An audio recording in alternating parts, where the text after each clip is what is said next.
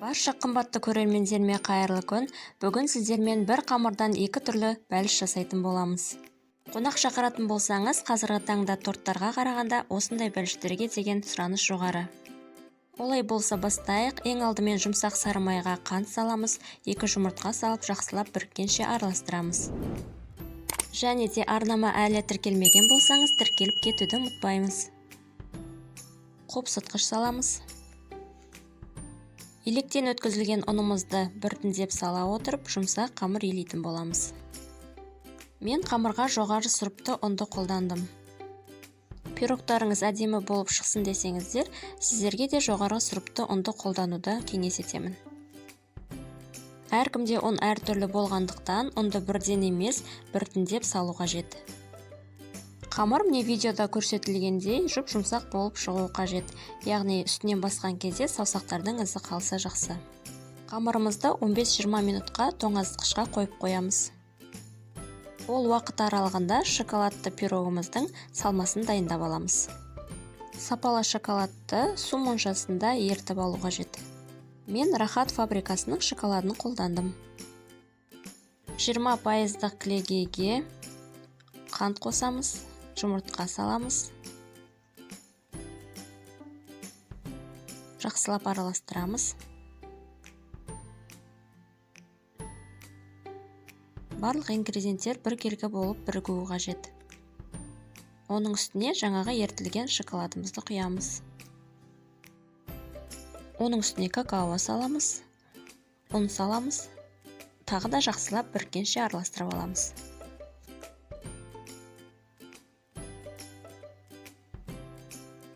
Салмамыз осындай қоюлықта шықты. Ендігі кезекте тоңазытқыштан қамырды алып, теңдей 2 бөлікке бөлеміз. Менде әр бөлік 325 граммнан шықты.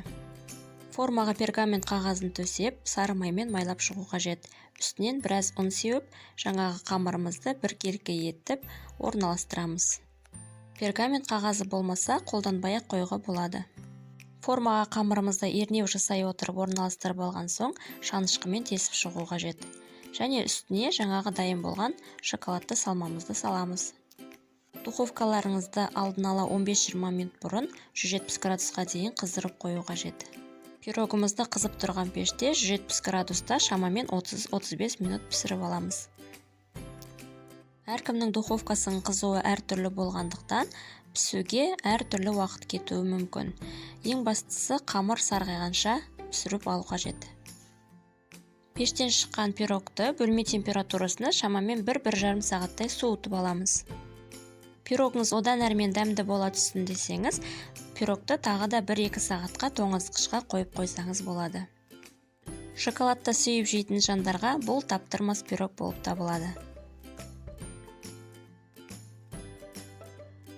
Келесі кезекте ірімшікті клейгейлі пирогымыздың салмасын дайындайық. Ол үшін 20% клейгейге мен пачкадағы осындай ұсақталған ірімшікті қолдандым. Оның үстіне 2 жұмыртқа салып, қант салып, жақсылап араластырдым.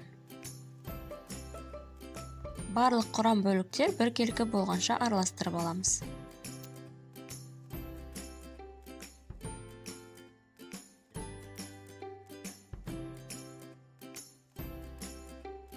Форманы немесе пергамент қағазын сары маймен майлап, үстінен біраз ұн сеуіп, жаңа қамырымыздың екінші бөлігін жақсылап орналастырамыз.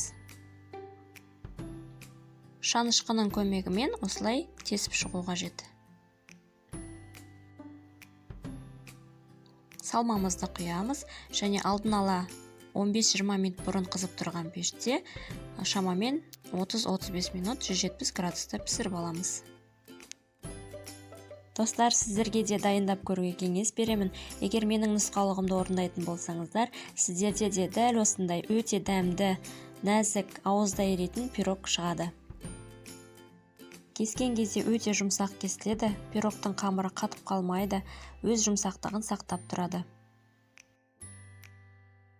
Бұл пирогтар бір жасағаннан сәтті шығатын рецепттердің қатарынан. Достар, менің каналымда дәл осыған ұқсас рецептпен жасалатын сметанник пирогының рецептісі бар. Каналымнан басқа да ыстық тағамдардың, салаттардың, ашытқысыз өнімдердің рецепттерін қарап көруге кеңес беремін. Видеоны соңына дейін көргендеріңізге және менің арнамды қолдағандарыңызға көп алғыс айтамын. Күндеріңіз сәтті, шайларыңыз тәтті болсын. Сіздермен болған Айзат. Келесі кездескенше сау болыңыздар.